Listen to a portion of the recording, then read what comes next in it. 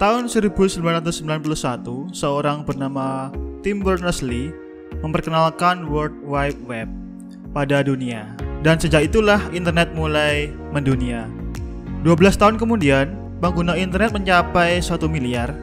Dan kini, bahkan bisa meroket lebih dari 4 miliar pengguna internet. Awalnya, internet banyak digunakan hanya untuk browsing, chatting, maupun email. Namun, seiring perkembangan zaman, semakin banyak website, ada banyak sosial media juga, serta banyak orang yang memanfaatkan sebagai sarana aktivitas jual beli. Dari kisah tersebut, sebuah aktivitas ekonomi dan bisnis yang memanfaatkan teknologi informasi dan digital disebut sebagai ekonomi digital. Ekonomi digital juga bisa dimaknai sebagai pelaksanaan kegiatan ekonomi dan bisnis melalui pasar berbasis internet.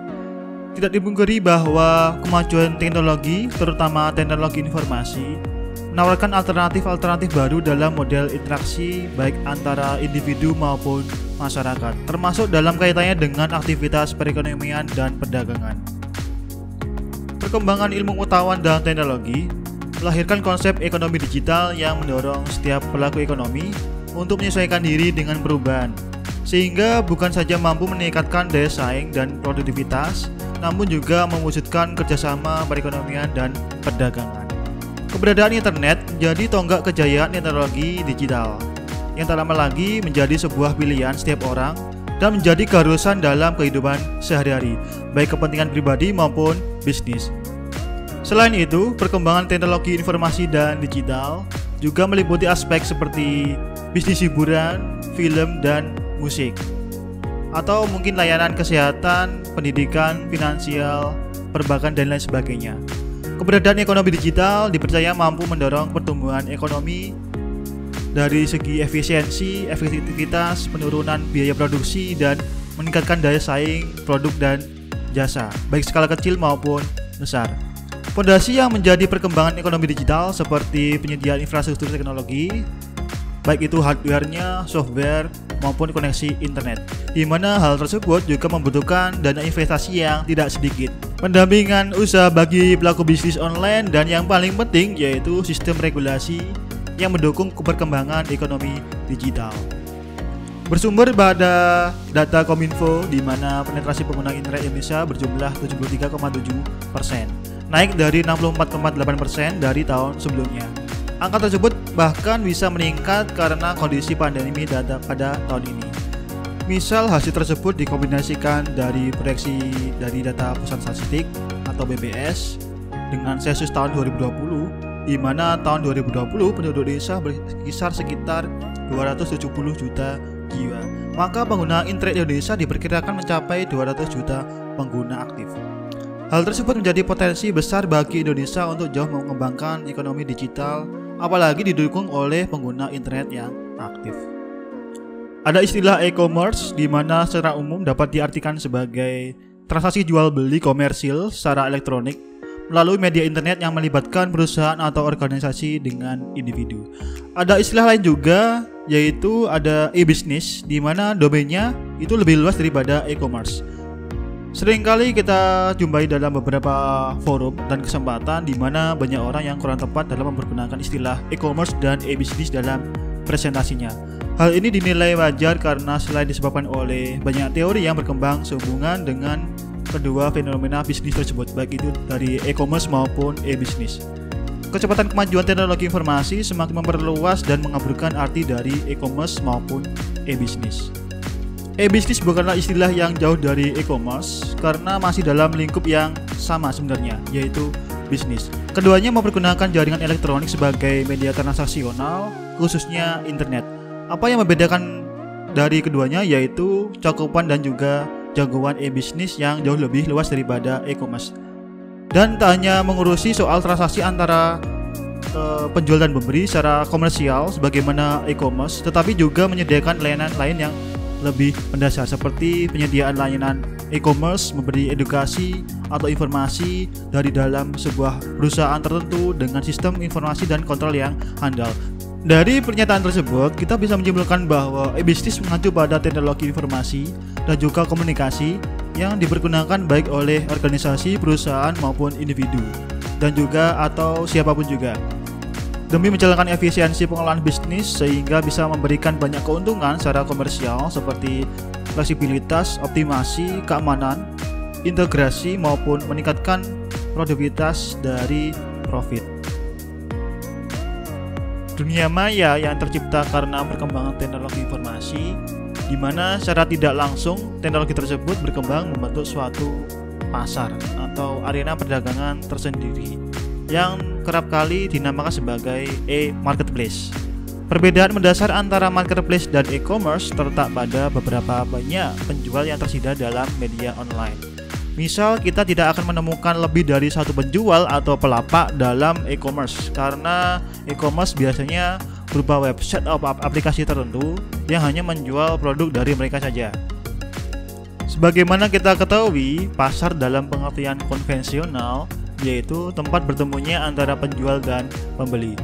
Begitu juga di dalam e-marketplace terdapat interaksi antara penjual dan pembeli, baik skala kecil maupun besar, sampai dengan perusahaan-perusahaan di dunia tanpa dibatasi oleh ruang dan maupun waktu. Dalam tanda kutip, kita mempunyai koneksi internet beserta medianya. Beragam produk dan jasa dalam beberapa bentuknya ditawarkan oleh beberapa penjual atau pelapak yang telah go public atau go internet dalam berbagai domain industri, sehingga menghasilkan suatu nilai dan volume perdagangan yang tidak kalah besar, bahkan lebih besar intensitasnya dari pasar konvensional. Di dalam dunia maya, secara prinsip, e-marketplace berkembang melalui 4 tahap evolusi berdasarkan konsep yang dikembangkan oleh Warren D. Reich. Keempat tahapan tersebut yaitu ada commodity exchange, value add service, knowledge network, dan yang terakhir ada value trust network. Kita mulai dari commodity exchange. E-marketplace merupakan tempat untuk bertemunya dan bertransaksi jual beli secara online. Produk atau jasa yang paling cocok untuk diperdagangkan dalam e-marketplace adalah yang bersifat komoditas. Pertama, barang-barang komoditas ini mudah sekali menentukan harganya, sehingga tidak sulit jika dipertukarkan secara internasional dengan memakai standar pembayaran, misalnya ada kartu kredit atau mungkin transfer bank. Selain itu, sesuai dengan karakteristik dari transaksi dagang komoditas yang sifatnya cepat dan berjangka waktu tertentu dan dapat dipertukarkan dengan produk yang lain yang nilainya sejenis. Kelebihan mendasar antara pasar konvensional dengan e-marketplace terletak pada transparansi. Di sisi pembeli dapat mengetahui berapa harga-harga produk maupun jasa secara transparan. Seorang calon pembeli juga dapat melakukan perbandingan antara masing-masing harga yang ditawarkan tersebut berdasarkan berbagai penjualan di sana. Di sisi penjual pun mendapatkan manfaat transparansi, yaitu mengetahui tingkat kompetitif yang ada dengan cara mempelajari bagaimana para pesaing bisnisnya berusaha merebut calon pembeli. Selain itu, sebuah penjual dapat benar-benar memilih rekanan atau mitra kerja bisnisnya, atau bisa kita katakan itu sebagai dropshipper yang paling cepat bahkan murah, juga berkualitas melalui kinerja mitra bisnisnya secara online. Mekanisme transparansi yang terjadi di e-marketplace ini perlahan-lahan akan membentuk suatu pasar perdagangan yang sangat efisien, di mana terasa sulit untuk membutuhkan waktu yang lama dilakukan dalam pasar konvensional. Value add service. Perkembangan berikutnya dari e-marketplace akan menuju pada terbentuknya sebuah arena, di mana terciptanya sebuah bentuk penawaran-penawaran baru terhadap sebuah metode jual beli, bahkan yang belum atau sulit terjadi pada pasar konvensional. Filosofi utama yang mendasari jenis perdagangan ini adalah suatu pandangan yang mengatakan bahwa setiap konsumen itu unik, sehingga mereka sebenarnya mengharapkan untuk memperoleh atau dapat membeli produk dan jasa yang khusus sesuai dengan kebutuhan atau kesukaan masing-masing individu. Dengan kata lain, perusahaan harus mampu menghasilkan dan menawarkan produk atau jasa yang dapat ditambal sulamkan atau tailor-made sesuai dengan keinginan untuk pelanggan. Selain variasi produk yang dapat disesuaikan, baik itu harga, cara pengiriman, lama garansi, jenis asuransi, dan lain-lain, dapat dipilih sesuka hati dari pihak konsumen. Di e-marketplace, hal ini sangat mudah dilakukan karena banyak sekali aspek-aspek penciptaan produk atau jasa yang dapat mudah digitalisasikan. Berikutnya tentang knowledge network. Perkembangan berikutnya dari e-marketplace yaitu menuju ke sebuah komunitas yang berbasis pengetahuan atau knowledge, yang secara tidak langsung akan meningkatkan kualitas dari perdagangan. Interaksi antar perusahaan dengan mitra bisnis atau stakeholder yang berkepentingan dan konsumen merupakan suatu hubungan yang tidak hanya merupakan sebuah komunikasi yang pasif belaka, namun di dalamnya terkandung aspek-aspek pengetahuan yang secara tidak sadar atau secara tidak langsung saling dipertukarkan. Misal, seorang yang hanya memiliki fasilitas browsing dan situs-situs portal, seseorang yang hanya awam di bidang tertentu dalam waktu singkat dapat memiliki berbagai referensi yang berharga dan berkualitas tinggi untuk dipelajari, seperti mengembangkan bisnis dengan berbagai sumber daya data dan informasi yang telah tersedia secara online. Di samping itu, perusahaan pun dapat belajar dan mempelajari banyak dari mitra kerjanya atau pihak-pihak lain, baik yang merupakan mitra bisnis ataupun para pesaingnya. Inti dari knowledge network yaitu semakin berkembangnya e-marketplace, maka akan semakin banyaknya pengetahuan dari setiap pihak yang terlibat di dalamnya. Bagian terakhir yaitu value trust network. Komunikasi manusia akan terbentuk di dalam dunia maya, terutama di e-marketplace, jika jejaring e-marketplace yang ada dapat dipercaya. Berbagai prasyarat yang harus dipenuhi oleh e-marketplace untuk menuju kepada lingkungan yang tersebut diantaranya adalah faktor keamanan dalam bertransaksi, jaminan privasi, dan komunikasi.